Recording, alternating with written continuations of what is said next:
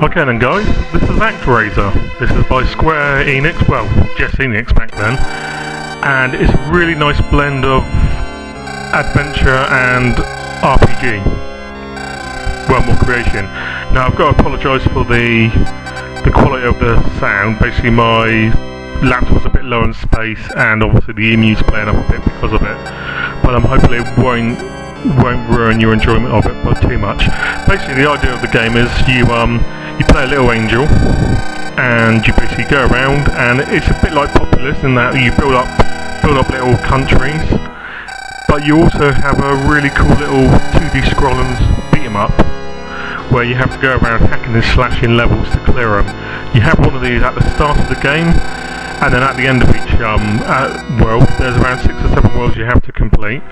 It's you've got a few icon menus here, which are quite straightforward and easy to understand. Up in the top left, you have obviously the place where you currently are. You've also got your Angel's Help. Oh, this is brilliant! Look at this, stunning mode 7. And one of the things which is fantastic about ActRaiser is the music is absolutely phenomenal. Really massive symphony orchestrated, really stirs the emotions, and it just works so brilliantly. Really impressive. Animation is fairly straightforward. There's a nice variety of monsters, but you'll see one of the bosses in a minute, and you know he's quite perfunctory in the way he moves, very straightforward. But it doesn't really matter. It just all works so well, and despite the fact that you've got these two so distinct genres, Enix did a fantastic blending together of them. Really well done.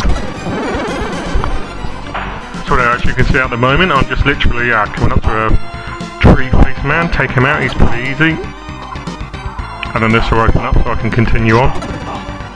There's a few icons hidden around the levels which you can get. They'll like give you anything from health boosts up to an extra life.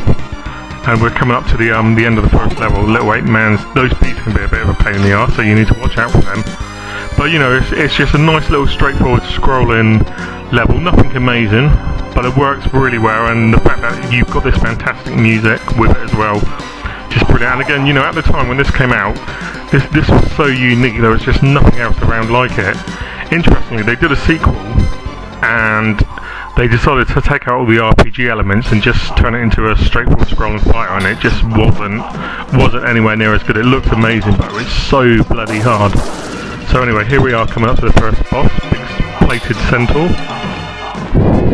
And again, most of the bosses in ActRaiser, they got very simplistic patterns. It doesn't take long to work out how best to defeat them. But you know, that's it doesn't really matter, because it just allows you to get on to the next part of the game. Again, listen to that music, phenomenally good.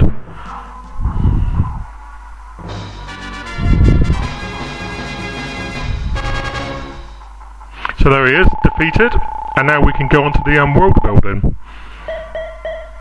Dun dun dun dun dun dun dun dun dun dun.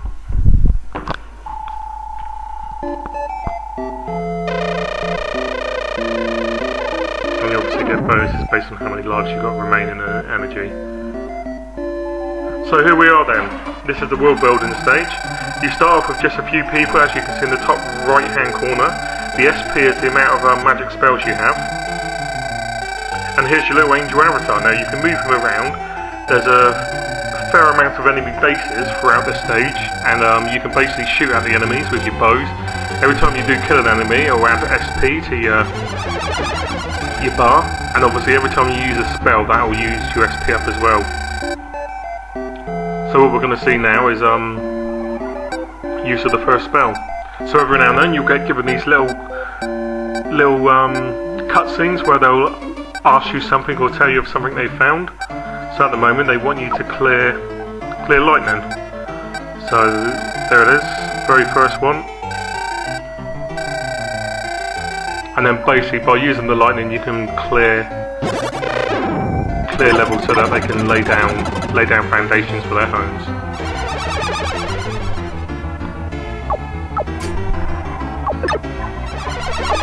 again, you see those monsters and basically they go to the main base and they boost your SP. So there's a monster base, so ideally you want to lead your people there.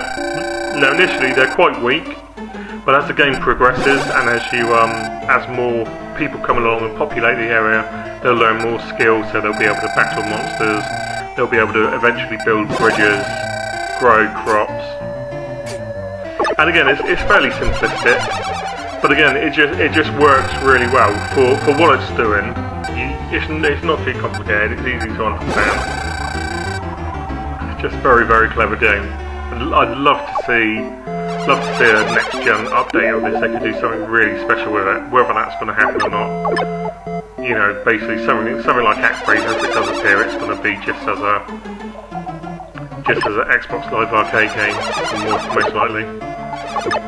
But you know, with Square so insistent on just obviously doing Final Fantasy games all the time, it would be nice for them to go back to some of their old licenses, because they have done some cracking stuff.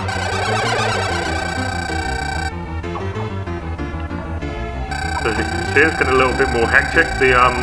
Initially you'll only be building fairly rubbish homes, but as your people get clever, as you visit different locations, you'll go through effectively a renaissance, and you'll have proper stone buildings.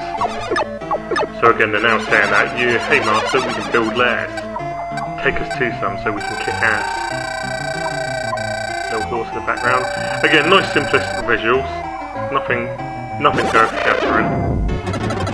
But yeah, it's just a great little game. Really nice.